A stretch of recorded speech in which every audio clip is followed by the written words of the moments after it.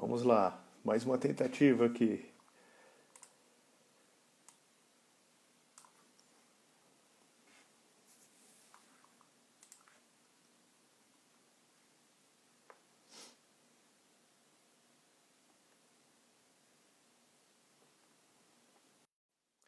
Boa, agora sim, conectando o professor Altamiro. Muito legal. Boa noite, professor. Boa noite, meu camarada. Tudo Tudo bom? bem? Tudo certo, na medida do possível. Boa noite, cara.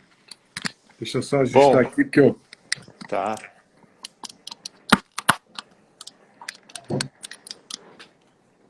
Vamos lá então, começar a esquentar os motores aqui. Vamos lá. Começar introduzindo o professor Altamiro. Sei que vocês já conhecem ele, muitos de vocês, praticamente todo mundo aqui, né? É um cientista do esporte, tem uma carreira bastante grande no futebol e hoje em dia é um cientista de performance humana, né, professor? E tudo que a gente faz tem performance, então basicamente está associado ao que nós fazemos todos os dias, todas as nossas atividades. Mas apesar de todo mundo praticamente aqui já te conhecer, queria pedir para você falar um pouco e também colocar um ponto de partida nesse assunto, né, sobre fadiga, fadiga mental, fadiga física, dar um start aí para a gente começar nosso bate-bola. Então, cara, primeiro eu queria te agradecer. Você me ouve bem? Eu ouço bem. Tá, eu queria te agradecer o convite e o desafio, porque é um tema que a gente vai para a literatura, não existe ainda um consenso sobre isso, né? Existem várias Uhum. hipóteses, itens que são complementares, divergência em relação a tipo de fibra envolvida, mas enfim, eu aceitei o desafio porque eu acho que a gente sempre aprende quando a gente troca um pouco das nossas experiências, né? E até das nossas angústias, das nossas dúvidas. Eu tenho certeza que Certo. a gente vai sair daqui, eu, você e quem estiver participando, um pouco melhor do que a gente era minutos atrás. Então, por isso eu aceitei o desafio, mas confesso a você que é um tema que eu andei revendo literatura, vendo artigos recentes e cada vez que a gente lê, aumentam mais as nossas perguntas, né, as nossas Aham. inquietações. Mas assim, cara, estou pronto para a gente fazer esse bate-bola aí, porque eu acho, inclusive, que pode ser útil para essa experiência que a sociedade brasileira e o mundo inteiro vai viver, né, que é Uhum. esse período tão longo de inatividade, o quanto isso vai impactar na competição, que Exatamente. seja em qual nível seja, né, no futebol, em qualquer outra modalidade, até as pessoas que treinam apenas para se manter saudáveis, quer dizer, esse Uhum. retorno às atividades vai gerar assim uma dificuldade muito grande e é preciso entender por que que a gente tem tanta dificuldade para retomar, seja a Uhum. pessoa sedentária que faz atividade física eventualmente, seja o atleta de alto nível. Legal. Eu queria contar também um pouco de como foi o contato inicial que nós tivemos, né? Que o Uhum, André, fisiologista também, mandou para Sensorial, né, um artigo sobre recuperação mental. E ele uhum. falou, olha, quem me encaminhou isso foi o professor Altamiro, e acho que seria muito legal vocês terem esse contato com ele, porque ó, ele, né, basicamente, depois que a gente estabeleceu o contato, eu fui descobrir que você é uma máquina de conhecimento, né? Eu recebo muitos artigos por dia, isso só de uma das áreas que você estuda, né? Então, é, e aí esse artigo de recuperação cognitiva, né? É, ele traz um ponto bastante importante que tem muito a ver com o que você disse sobre o desafio dessa conversa, que é eles fizeram uma revisão gigante de muitos artigos e descobriram que para a discussão ali daquele artigo só dois eram relevantes, né? Mais relevantes. Então, para mostrar como o tema, né? É um artigo super atual, como o tema ainda é inexplorado e as dúvidas estão pairando aí no ar, né? Sem Para a dúvida, gente. sem dúvida. Legal. É uma, assim, uma área bastante cinzenta em relação às certezas, né? Existem Uhum. linhas de pensamento e tal, mas isso que o André fez com você é uma coisa que eu tenho assim, muita fascinação. Eu gosto de garimpar conteúdo para discussão, eu tenho o hábito de fazer isso. Eu tenho um grupo de nutricionistas, um grupo de preparadores físicos, de fisiologistas, de fisioterapeutas, de médicos. Então, assim, eu estou sempre procurando achar coisa nova, né? Assim, ou assuntos polêmicos para a gente provocar as pessoas. E nessas provocações você acaba aprendendo muito, né? Então, eu acho isso muito Uhum. legal. Assim, fadiga, Legal. e eu achei legal, eu topei fazer esse bate-papo com você, porque para mim ainda é muito obscuro essa questão do cérebro em relação ao músculo, né? Eu acho importante a gente Uhum. estabelecer primeiro o que é fadiga, né? A fadiga, Uhum. para quem está nos ouvindo e nos vendo, é a incapacidade do sujeito de realizar trabalho ou com a mesma qualidade que ele fazia minutos antes dele perceber que está caindo o rendimento, ou por uma interrupção mesmo dessa capacidade de realizar o movimento. Tá? É isso Uhum. do alto nível até o sujeito que está fazendo uma rosca bíceps na academia. Então, não tem Uhum. diferença nesse sentido. Tá? Então, é a incapacidade Legal. de continuar realizando o trabalho.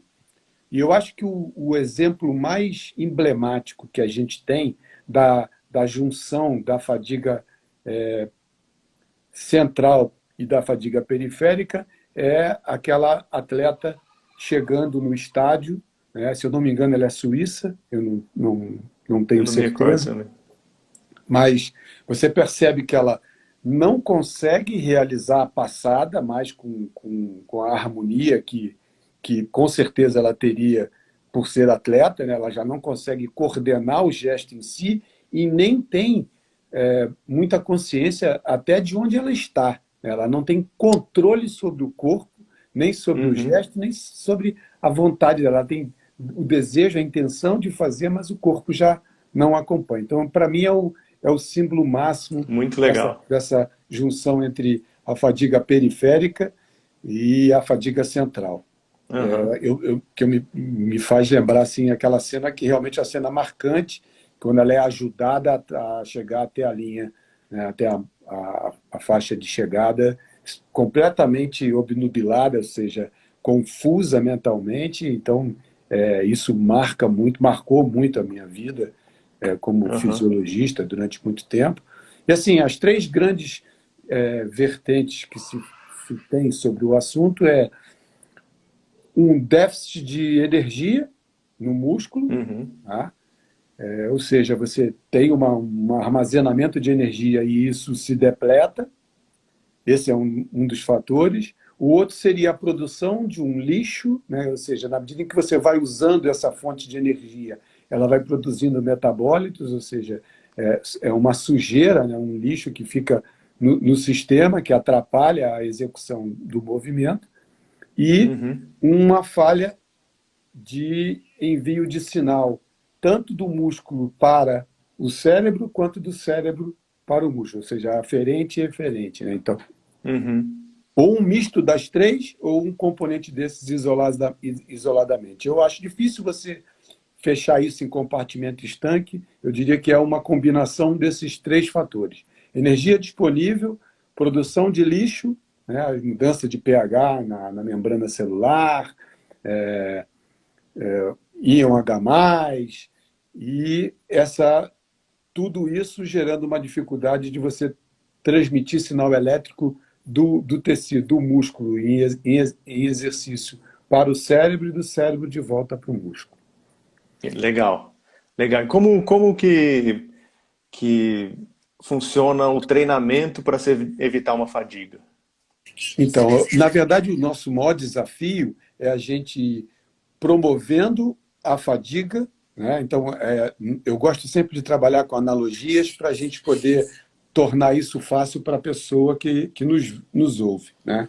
Então, quando você faz uma reunião em casa e você gasta o que você tem na despensa, né? Você recebe 4 amigos e aí você acaba com biscoito, acaba com queijo, acaba Uhum. com a cerveja e tal. O que você faz no dia seguinte ou nos dias subsequentes? Você vai à rua e compra sempre um estoque um pouquinho maior daquele que você tinha, para quando você viver uma experiência igual a essa, de receber amigos, você não ficar com as tuas reservas esgotadas e você passar Legal.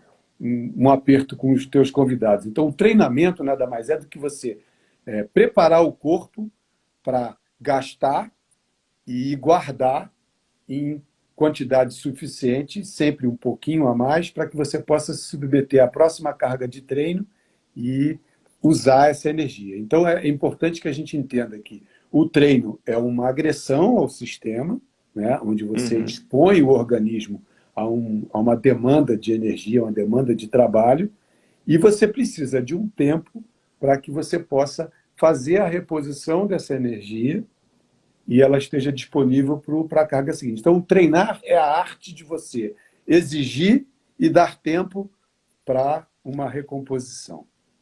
Legal.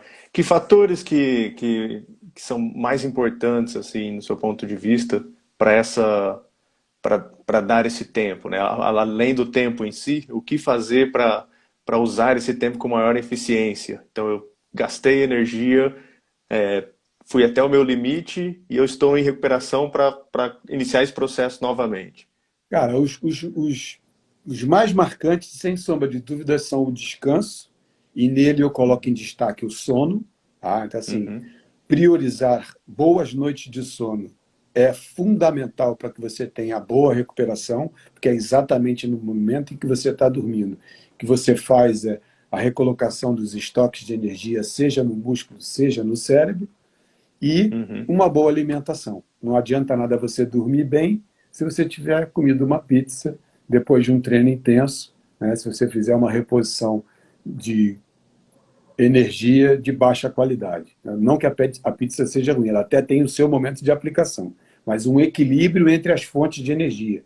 Proteína, gordura, carboidrato, Uhum. as vitaminas, os sais, né? Os eletrólitos. Então, você repor isso tudo é fundamental. Então, é o descanso e uma qualidade nutricional. Por isso, eu entendo que o trabalho multidisciplinar nessa hora ele é fundamental, porque o trabalho só do preparador, o trabalho só do fisiologista, determinando as cargas de treino, sem que você tenha um acompanhamento de qualidade da dieta, daquilo que o sujeito vai ingerir no pré-treino, no treino e no pós-treino, definitivamente essa recuperação não será eficiente. E é possível medir isso online, ou seja, durante o treino ter essa medida, quais fatores podem, durante o treino mesmo, estar mais associados aí ao indivíduo chegar à fadiga? Então, você tem condições de medir isso de forma indireta. Tá? Infelizmente, viabilizar que você, no meio de um treinamento, faça uma coleta de suor, faça uma coleta de sangue, faça uma coleta de saliva, é bastante complicado. Seja no alto Uhum, nível, tá? Seja no frequentador de academia. Então, isso em tempo legal. real é difícil. Você usa informações indiretas, por exemplo, se a frequência cardíaca está subindo demais para um movimento que você faz com frequência, provavelmente você está pagando um preço muito alto por isso.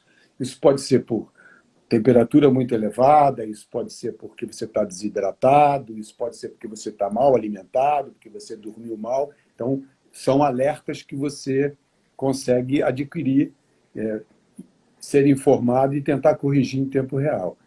Uhum, Existem tecnologias já sendo testadas que você vai poder usar tatuagens, tá? Então isso é uma coisa bastante nova.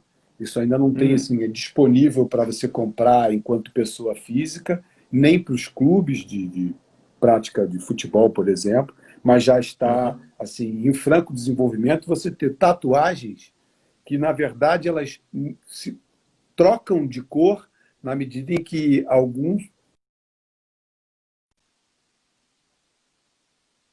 têm uma quantidade de sódio elevada no suor, a tatuagem vai trocar de cor. Já se consegue fazer isso, por exemplo, Que com legal, lactato. Então, é muito legal. possível fazer isso. Soluções.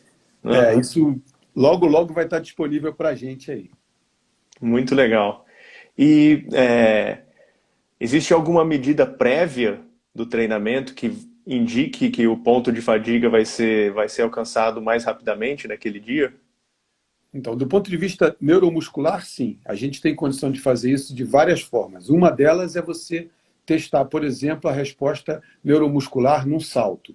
Então, existem Uhum, clubes no Brasil de futebol. Eu trago aqui a experiência dos meus últimos anos, né, na uhum, fisiologia e na coordenação científica, em que a gente pede ao atleta que, ao chegar ao clube, ele se submeta a um salto, quer dizer, uma sequência de 3 saltos, onde a gente compara esses saltos com os saltos que ele vem fazendo ao longo das semanas. Então, a uhum. altura, o tempo de voo são avaliados e a gente vê as pequenas diferenças nesse comportamento, ou seja, na qualidade do salto que ele dá, a gente consegue inferir se ele está recuperado para a nova, a nova demanda que vai ser estabelecida para a semana. Essa é uma das formas. A termografia também pode ser Uhum, utilizada para isso e análises bioquímicas de diversas substâncias, como a CK muscular, TGO, TGP, lactato uhum. desidrogenase, uma série de enzimas, de substâncias que o sangue comporta, né, que estão ali circulando no sangue, que você pode medir e comparar com medidas anteriores para verificar se eles estão prejudicados ou não. Legal. Termografia, bom, falando com o especialista, né? Falando com quem trouxe para o esporte essa ferramenta. Ela pode ser usada tanto antes ou depois? Tem alguma preferência de. Não, preferencialmente, assim, o que você encontra de mais consistente na literatura fala de medir antes, né? Porque Uhum, a mudança da temperatura do corpo por treinamento, o suor, que é difícil você secar bem a região para fazer uma coleta da termografia com confiabilidade, fica prejudicado. Então, as medidas uhum, são normalmente com o sujeito em repouso, pré-exercício. E aí, mais uma vez, a foto é tirada, então existem também clubes e entidades esportivas que trabalham com isso. A gente já tem até academias fazendo isso, em que o sujeito é medido, e aí aquela região é comparada com a mesma região ao longo dos dias, e você verifica está mais quente, está mais fria do que a medida normal, e aí isso gera um uhum. alerta para você entender do sujeito o que foi que ele fez, porque existem várias razões para aquele tecido estar mais quente ou mais frio, mas é uma maneira de você colocar um olhar a mais, né, de atenção na estrutura, na região que foi medida, para você verificar se existe alguma resposta inadequada naquele tecido, naquela estrutura, que requeira um cuidado maior na hora de você submeter o sujeito à carga de treinamento. Legal. Muito importante essas informações. Bom, vamos entrar então na parte mais cognitiva do assunto. O que Uhum. seria então a fadiga cognitiva? Então, cara, eu acho que você, muito melhor do que eu, e foi por isso que eu topei o desafio, poderia dar uma contribuição para a gente, porque no final do ano eu tive a oportunidade de usar uma ferramenta que me pareceu assim extremamente útil e ainda muito pouco conhecida das pessoas, né? Que são Uhum, essas ferramentas que podem medir o nível de prontidão, a resposta a um estímulo. A gente começou a usar no futebol duas ferramentas que nos ajudam a dizer que o tempo de resposta está prejudicado. Mas avaliar isso de uma maneira confiável, né? Se você saber como intervir, a gente ainda não tem uhum, muita informação sobre isso. Né? Então, por exemplo, aquelas lâmpadas, né? O Fitlight ou o Blaze Pod, que uhum, você usa para testar o tempo de resposta, a lâmpada acende só para as pessoas poderem nos entender. Né? Então, a uhum, lâmpada acende e aí você tem um tempo para tocar nessa lâmpada, do momento em que ela acende até a hora que você toca nela, então ele calcula exatamente esse tempo de resposta que você motora que você deu ao ver a lâmpada acender. Troca de cores. Então, a gente consegue medir e dizer houve um retardo na resposta muscular do sujeito. Agora, entender por que isso aconteceu, acho que você definitivamente tem muito mais condição do que eu. Vamos lá, Caio. Diz para a gente aí, o que tem aí para a gente explorar? Bom, vamos lá, tentar falar um pouco sobre isso, lembrando que é um assunto bem pouco investigado, né? Então, Uhum. várias das coisas que eu vou colocar aqui também são suposições a respeito de como funcionaria esse modelo do cérebro, né? É. O cérebro em funcionamento. É um dos nossos papéis, né? Tem que tentar observar dentro das neurociências esse cérebro em funcionamento, como as neurociências olham esse cérebro em funcionamento e trazer para o nosso cotidiano. E do mesma forma como uma fadiga muscular, né? O que se coloca é que a forma como o cérebro processa a informação é modificada, não tem a mesma performance que tinha antes da fadiga. E isso pode ser refletido de diversas formas, né? Um dos papéis do cérebro, por exemplo, é filtrar informações. Então, tem várias informações disponíveis. Por exemplo, todas as pessoas que estão assistindo aqui a nossa live, ao lado delas existem vários objetos, né? Esses objetos não saem dali, o campo visual é muito grande. Então, essa informação está chegando e está chegando aqui na parte de trás do nosso cérebro. Mas não é tudo que a gente processa. Certo? A gente processa partes dessa informação, que são as informações que a gente está prestando atenção. Então, dentro da fadiga, existe o processo de você filtrar menos informações, Uhum. ou não conseguir filtrar informações com a mesma qualidade. Então, esse é uma dos possíveis resultados cognitivos, né, de uma fadiga mental. O outro processo é, a partir do momento que essa informação está sendo processada, ela tem uma velocidade para isso acontecer, né? E essa velocidade depende de uma ativação neuronal. E se essa ativação, então os neurônios, porque às vezes fica um pouco abstrato imaginar como que essa informação vai passando pelo nosso cérebro, né? Mas é basicamente um neurônio passando informação para o outro, passa informação para o outro.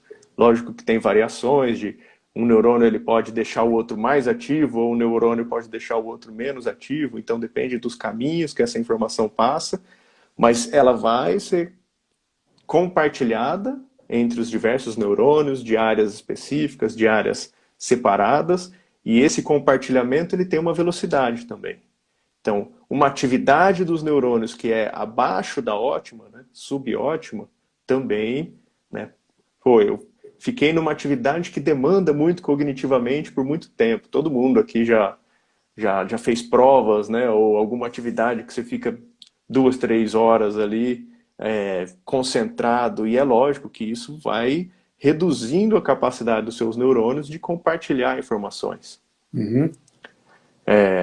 E porque essas informações elas ficam trafegando do cérebro. Às vezes vem aqui para frente, aí tem que voltar lá para falar, não, eu quero mais informações sobre o meu mouse que está aqui. Então, essa parte mais frontal vai falar lá para trás, ou para filtra coisas relacionadas ao mouse, né?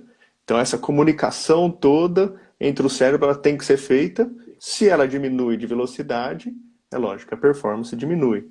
Então, um dos resultados, né, da fadiga mental, que seria causada ali por demandas, né, cognitivas muito fortes ou demandas muito prolongadas, né, muito intensas ou muito prolongadas, seria essa diminuição dessa comunicação, porque os neurônios não estão ativos, precisa de energia, assim como o músculo, né?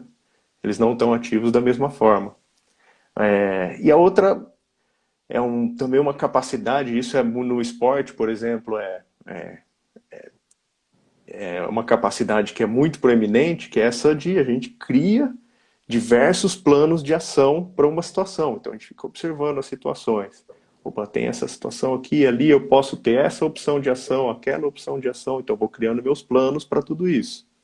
Criar planos quer dizer compartilhar ainda mais essas informações, associar essas informações, né? Então, por exemplo, Vamos ficar aqui, aproveitar o bate-bola e ficar no futebol. Sou um meia. Estou no momento do jogo e eu posso ter, tenho várias opções de passe, talvez uma opção de lançamento. Para isso eu tenho que perceber tudo o que está acontecendo e começar a criar meus planos de ação e ver qual que seria então o melhor plano de ação nesse contexto. Eu tenho que associar essas informações. Uma atividade subótima não permite que essas informações sejam associadas, tanto pela troca, que fica mais lenta, como pelo recurso cognitivo, seja ele energia, seja ele tempo, que está menor, e eu não consigo, então, criar conexões entre os diversos planos ou montar mais do que um plano, né? Que isso é uma coisa que demanda bastante energia. Então, fadiga mental seria nesse sentido, assim, quando a gente pensa mais aqui no encéfalo, né? Que é o Uhum. córtex, estruturas subcorticais, cerebelo, e dali ainda, dentro ainda do sistema central, a comunicação de toda a medula espinhal e assim por diante. A gente começou, é legal trazer um aspecto também, que é quando que isso mais chamou atenção assim no nosso processo de trabalhar com avaliações e treinamento cognitivo. Foi quando a gente fez um treinamento cognitivo de atletas de boxe, boxeadores aqui em Ribeirão Preto. Então a gente tem um sistema de tela de toque e eles tinham que responder, né, aos estímulos aparecendo ali na tela de toque. E a gente via, né? Então, por exemplo, coloca 1 minuto ali para o cara responder. Fala, olha, o recorde, né? Não só atletas, né? Mas quando você coloca um desafio, assim, ó, o recorde você tem que, em 1 minuto, acertar 60 alvos. A pessoa se sente bastante estimulada e pô, consegue ali, chega a 60 alvos no minuto, um alvo por segundo, ou até mais. E aí, quando a gente aumentava 1 minuto para 2 minutos, o número de alvos não continuava o mesmo, né? Uhum. Então diminuía. E aí você fala, pô, na época eu estava até tão interessado que eu comecei a praticar um pouco de boxe, e agora que você entende a exigência física do boxe, né? Ficar ali, tanto é que você pega assim, as lutas que vão se prolongando, os caras mal conseguem levantar os braços, né, para se proteger. Sim. E vocês escolheram um esporte legal porque o boxe, o preço que o sujeito paga pela fadiga é muito alto, Muito né? alto, Quando você está correndo exatamente. e você fica fadigado, você simplesmente diminui a passada, né? E até interrompe se você quiser. No boxe, Aham. essa perda de tempo de resposta, né? De tomada de decisão, significa uma agressão. Então, é um preço muito alto, vocês escolheram muito bem a atividade. Mas, Caio, eu acho muito importante você, senão eu vou ter que fazer isso, e eu prefiro que você faça, é que as pessoas que me conhecem são diferentes das pessoas que te conhecem. Então, eu Aham. acho importante você falar um pouquinho de quem é você, né, em termos de... Porque quem está do meu lado aqui na live sabe quem eu sou, Aham. mas não sabe quem você é. Então, eu Ó, acho importante Denilson. você falar um pouquinho do que você acumulou de experiência até chegar ao seu pós-doc em neurociência, né? Eu acho legal você falar um pouquinho Legal. sobre isso. Sim, vou aproveitar a oportunidade, lógico, de falar com as pessoas ligadas a você, Altamiro. Sensacional isso. É, bom, minha formação, eu sou biólogo, fiz mestrado em psicologia experimental, mas sempre com, né, desde a da faculdade, com esse pensamento. Como é o comportamento humano, né? Então, foi aí na iniciação científica que eu fiz em neuropsicofarmacologia, depois fui estudar animais mais em vida selvagem, vendo respostas ao estresse do ambiente, provocados pelo ambiente, e, e aí fui fazer meu doutorado em neurociências mesmo na Alemanha, na Universidade de Göttingen, no Centro Alemão de Primatas. E lá eu desenhava tarefas que tanto macacos esos faziam quanto seres humanos. E comparava não só o comportamento durante a tarefa, né, como eram as respostas, e posso dizer que os macacos esos muitas vezes eram muito melhores do que nós, principalmente em termos de velocidade, é, não só o comportamento, mas também o que acontecia dentro do cérebro, porque o meu interesse era saber como que o cérebro processa as informações, né? E Uhum. fiz esses 4 anos, experimentos, parte dos experimentos foram só com seres humanos, né? E esses estavam mais envolvidos com uma capacidade cognitiva um pouco mais complexa, que é avaliar a própria decisão e modificar os planos de ação com base nessa avaliação, né? Sem o feedback. Ah, eu respondi, tem duas opções, eu escolhi a opção A. Ela pode estar certa ou errada. Então aí eu pedia para eles apostarem dinheiro nessa decisão e via Uhum. que áreas do cérebro. E foi muito legal esse estudo, porque quando eu fui ver que áreas do cérebro estavam ativas, era espalhado pelo cérebro inteiro, numa decisão que a gente considera bastante complexa, né? E então foi interessante ver como que essa informação, mesmo complexa, ela é compartilhada, né? E aí, entendendo mais dos modelos neurocientíficos, dá para entender que o cérebro realmente é uma troca de informações constantes entre todas as informações. Não fica aquela coisa assim, não, o ser humano está associado ao córtex pré-frontal. Na volta da Alemanha, aí o Milton e o Vitor, que são também os sócios fundadores da Sensorial Sports, eles me chamaram para fazer parte da equipe, né? E porque o esporte realmente é onde existe a maior demanda cognitiva para se aplicar tomadas de decisões com maior pressão de tempo, Sim. né? Agora Então é um laboratório. fala para a galera quem é que coordenava um laboratório pertinho de você, que você buscou interação com ele. Uma pessoa que eu cito pra caramba todo lugar que eu vou. Quem é? no Escreveu um livro que eu tenho quase que na cabeceira da cama. Robert Sapolsky. Exatamente. É porque a É, galera que me conhece sabe que eu falo muito sobre esse livro, né? Porque as zebras não têm úlcera. E você sim, teve a sim. oportunidade de trocar com o sujeito no laboratório próximo ao seu, né? É, é. Esse, Não, eu, quando eu estava ainda na graduação, fui ter interações com o Sapolsky pela indicação do meu orientador na época, o Marcos Lira Brandão, e me apaixonei tanto pelo trabalho como pela visão dele de mundo. E realmente, esse livro, Porque as Zebras Não Têm Úlceras, ele é tão completo e, e abrangente, né, que acho que se a gente abri-lo e procurar bem, a gente vai entender um pouco sobre fadiga mental e cognitiva lá também, né? É então, um... Pode... lá atrás, quando a gente começou a conversar hoje, que eu falei sobre a fonte de energia disponível, o lixo que a gente produz e uma falha nessa conexão, tanto no sentido músculo-cérebro quanto do cérebro para o músculo. Aham. Tinha um vilão nessa história toda. Quer dizer, a gente, na fisiologia, a gente estudou muito o músculo, né? A gente entende, a gente sabe bastante, não eu, mas assim, a fisiologia, de uma maneira geral, sabe bastante sobre é, os, as fontes de energia que o músculo utiliza, os metabólitos ou o lixo que ela produz, Aham. essas conexões na junção neuromuscular, né? o, Uhum. o tipo de fibra, fibra branca, fibra vermelha, fibra intermediária, o tamanho do neurônio que chega para conectar nessa estrutura muscular. E aí a gente, Uhum. por entender essa anatomia, essa histologia do tecido, a gente consegue compreender por que a fibra branca ela recebe uma descarga elétrica mais poderosa, ela também fadiga mais rápido, ela é uma fibra de força, as vermelhas já Uhum. são o contrário, recebe um neurônio menor, são vermelhas porque elas são mais irrigadas, elas Uhum.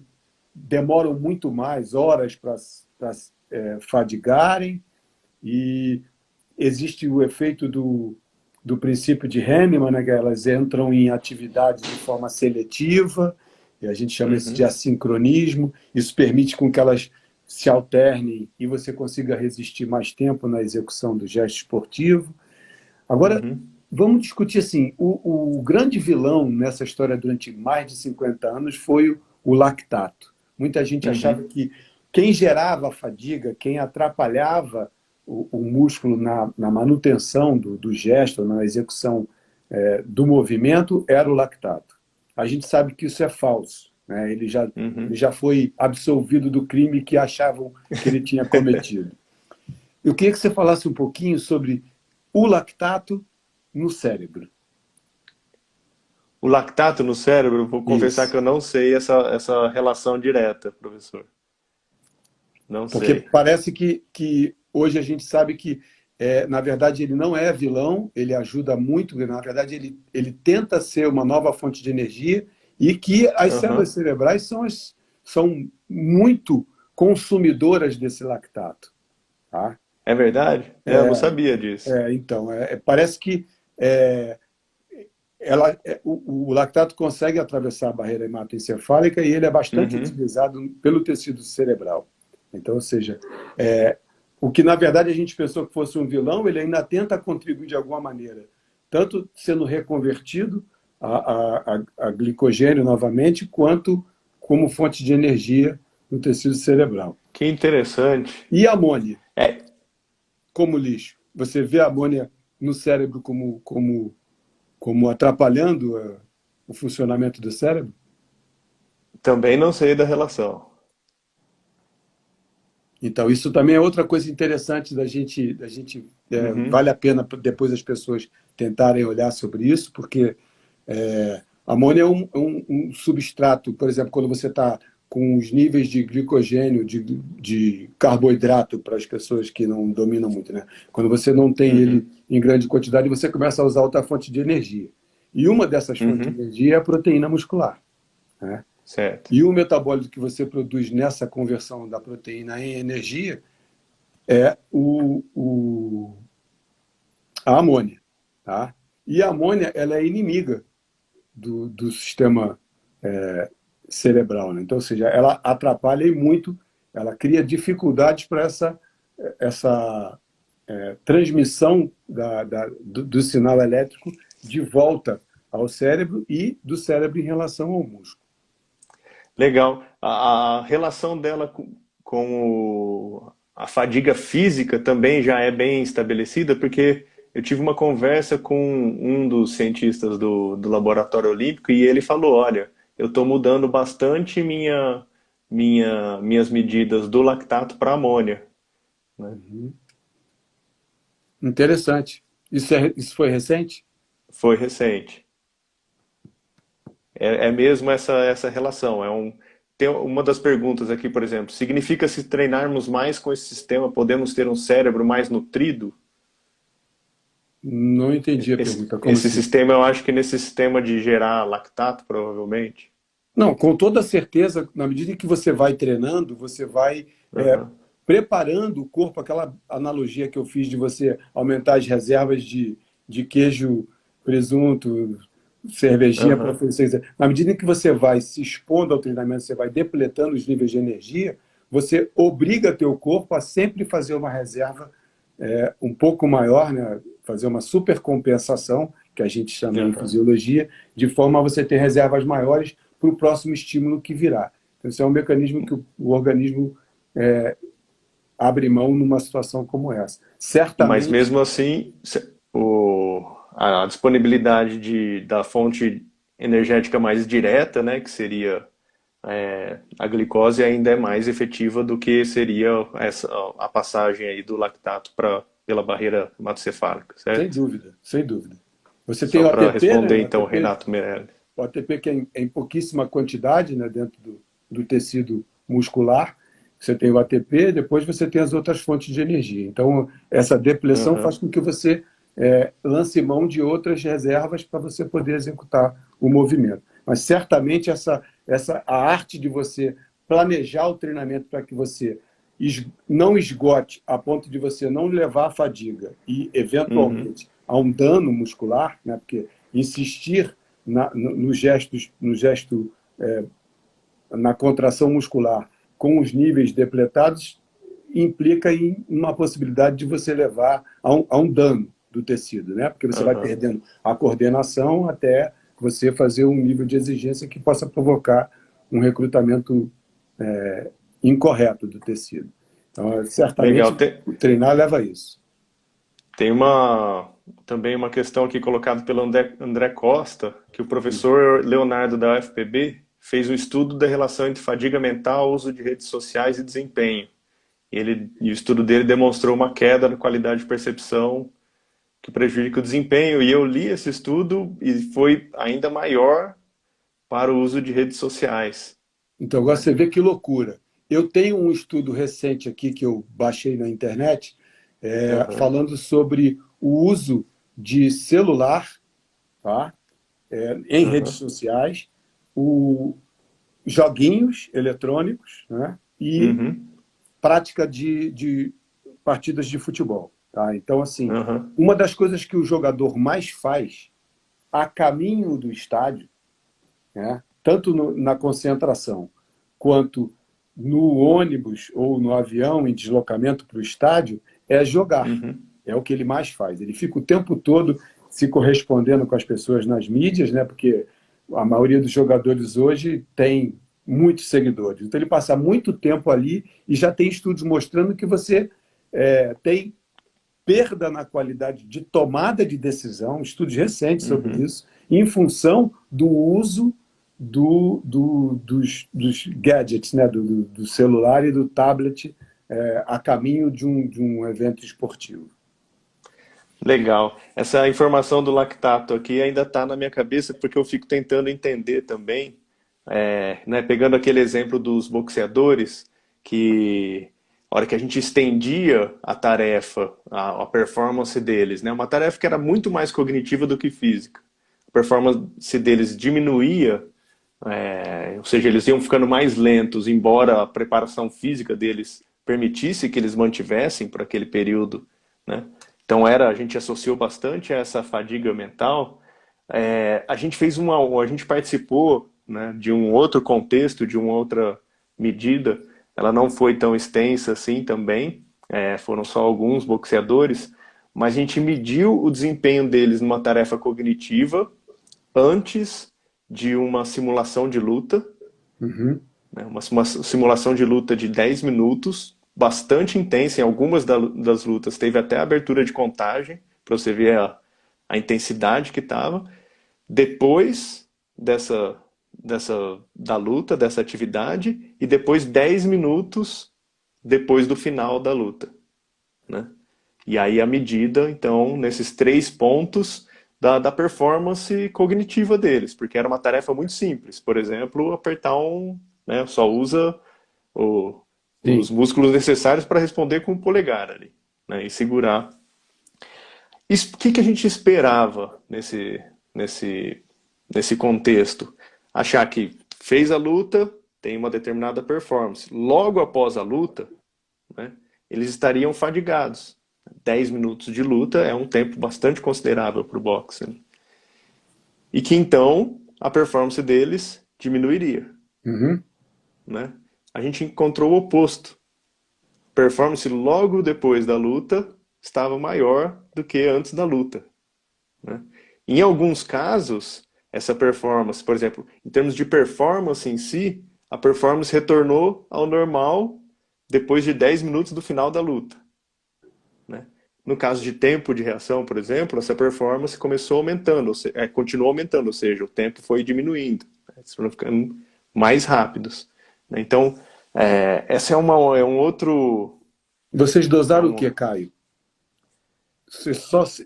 Vocês fizeram alguma avaliação bioquímica também ou só cognitiva? Fizeram, mas a gente não trocou os resultados, Hum. né? Então, os únicos resultados que a gente tem são esses associados à performance cognitiva. Mas foi bastante intrigante e tentando entender assim, qual então, né, por exemplo, em um jogo de futebol você pode encontrar, né, acho que aos 45 do segundo tempo, um jogador fatigado, Uhum. né, tanto mentalmente quanto fisicamente. Mas você também pode encontrar ele numa performance máxima dele de toda a partida, né? Sim. Pelo Eu acho que, eu, menos acho que da. Quando a gente acabar aqui, eu vou te mandar o que eu tenho sobre o lactato e cérebro, que eu acho que abre um novo horizonte interessante. Mas, Recentemente, eu comecei a ler também sobre um outro assunto que está me deixando muito intrigado, que é a é, eletroestimulação transcraniana. aham. Você tem lido sobre isso?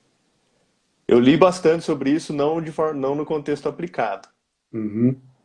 Eu tenho interesse em ver isso testado de uma maneira assim Uhum, científica, né, voltado para os nossos interesses com o atleta, porque eu tenho lido muita coisa envolvendo atirador de elite, músicos, uhum, pessoas que tomam decisões diferentes, né, assim, precisão em tomada de decisão.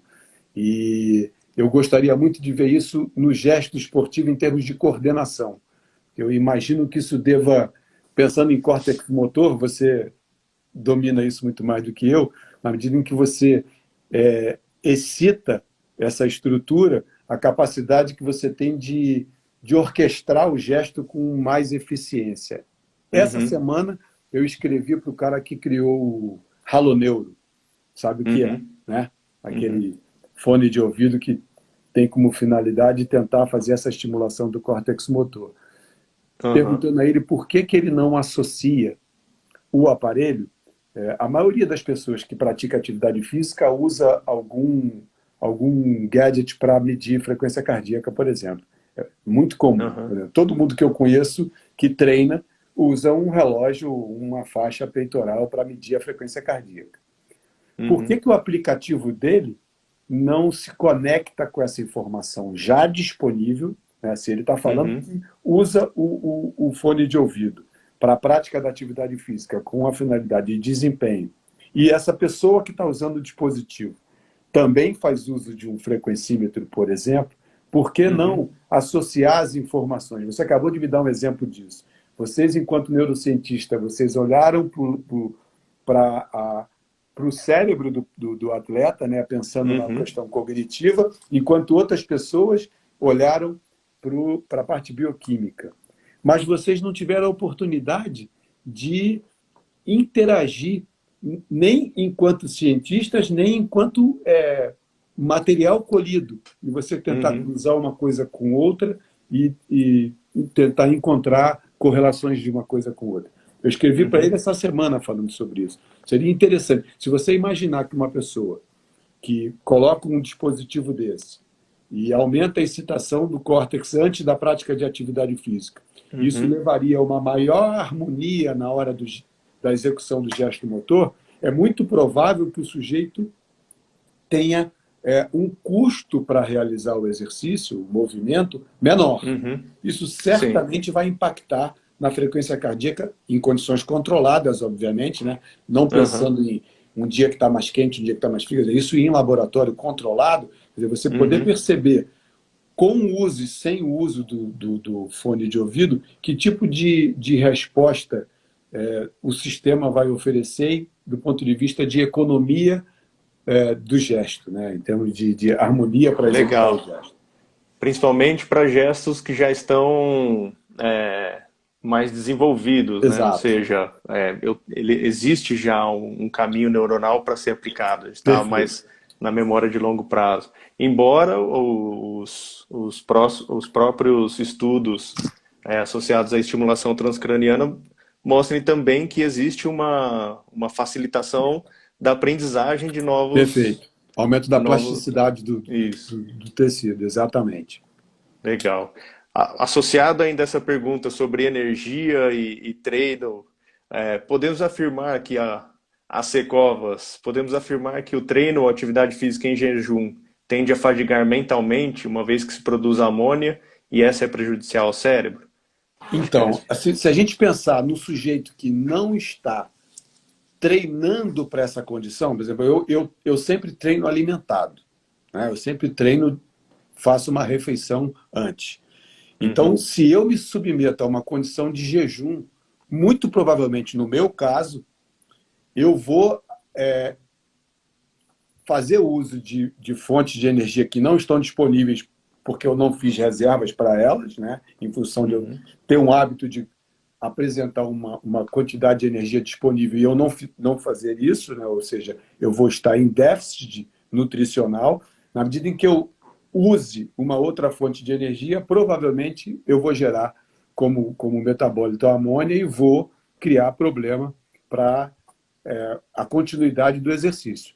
Mas se isso for feito de forma progressiva, se o sujeito for treinando para atuar em jejum, eu acredito que ele vai corrigir isso, porque o organismo vai criar uma série de mecanismos tampão, né, mecanismos Uhum. compensatórios para que ele realize o treinamento assim. Não consigo imaginar isso, o sujeito sair da condição de carnívoro para vegetariano, de repente, e o corpo agir de forma natural a partir daí. Isso tem que ser uma progressão. A gente vê casos, por exemplo, de soldados, né, de recrutas em sobrevivência na selva, que eles passam muitos dias sem se alimentar. Você não pode pegar esse sujeito e levar de volta para o quartel depois de 10 dias numa jornada dessas de escassez de alimento, treinamento em condições inóspitas, quer dizer, todo o grau de dificuldade criado, e você depois fazer um banquete para esse sujeito comer,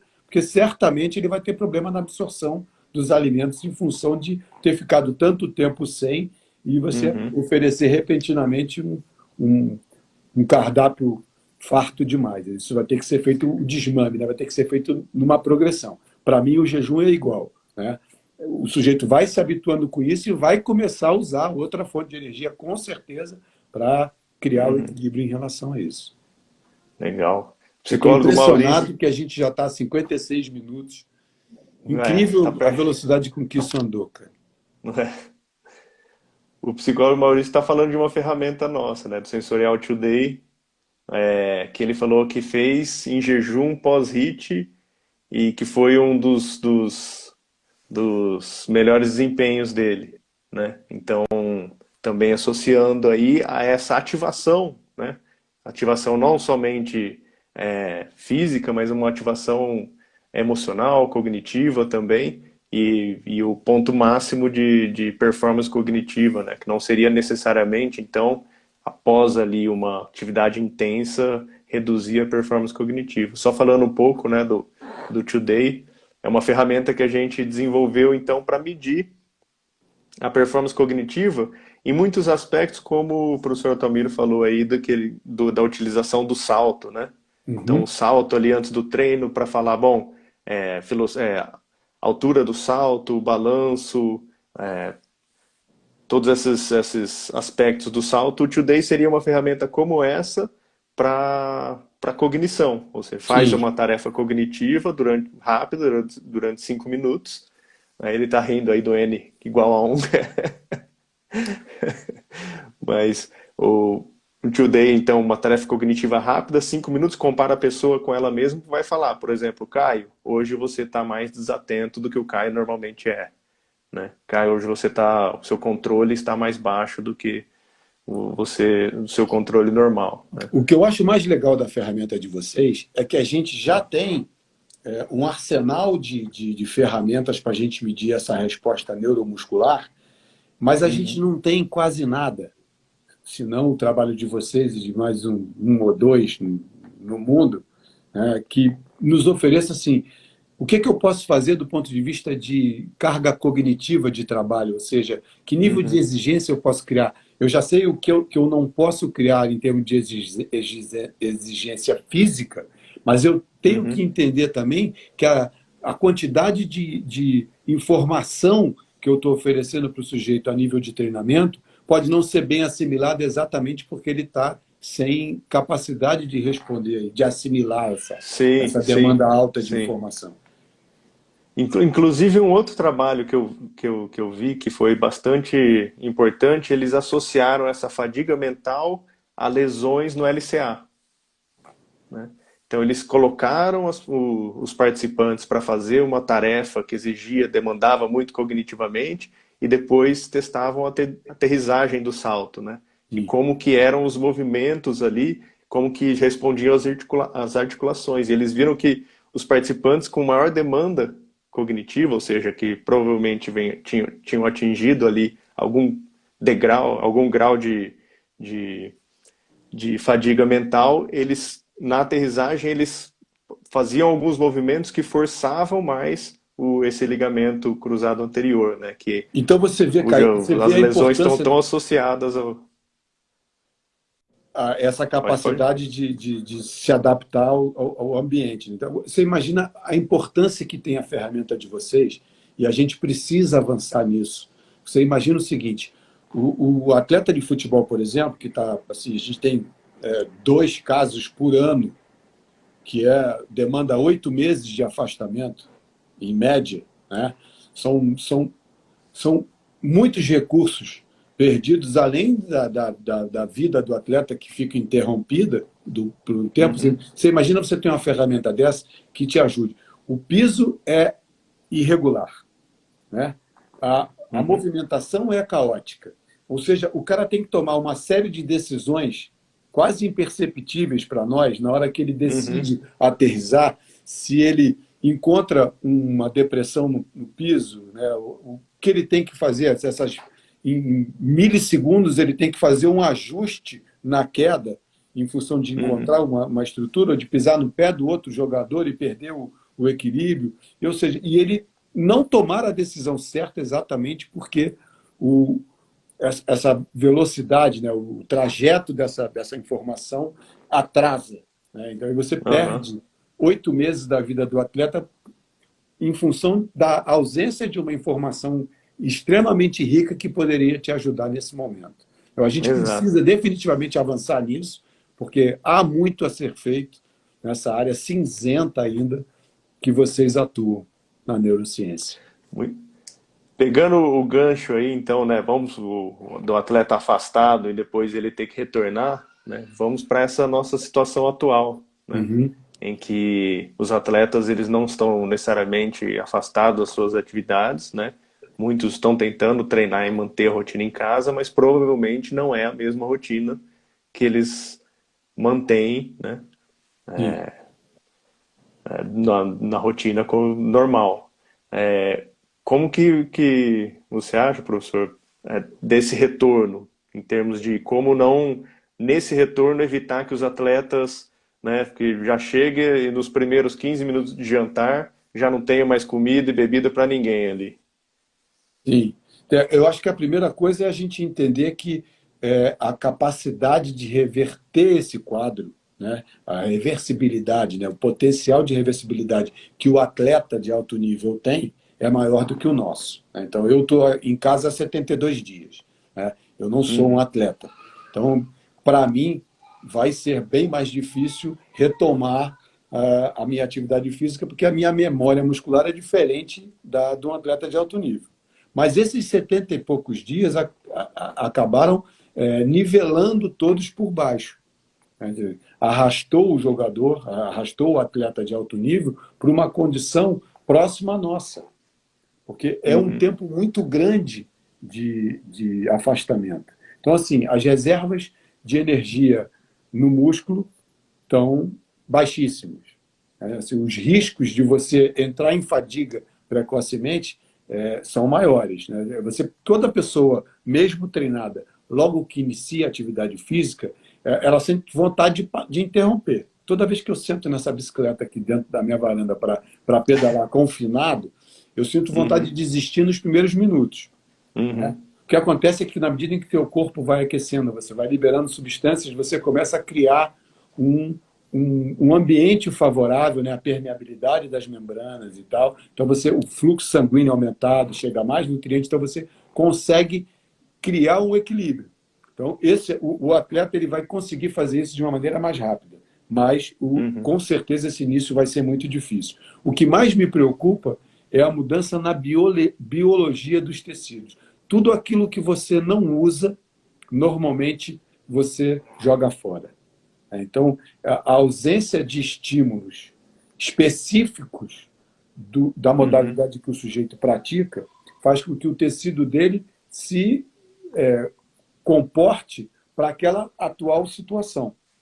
Então, uhum, você demandar alto gasto energético, movimentos muito bruscos, movimentos muito intensos, vai requerer uma subida progressiva bem lenta e criteriosa, e um enorme desafio para todos os profissionais de saúde, porque a gente Uhum. viu aí na Liga Alemã, né, na Bundesliga, vai ver isso acontecer na Itália, na Espanha e Inglaterra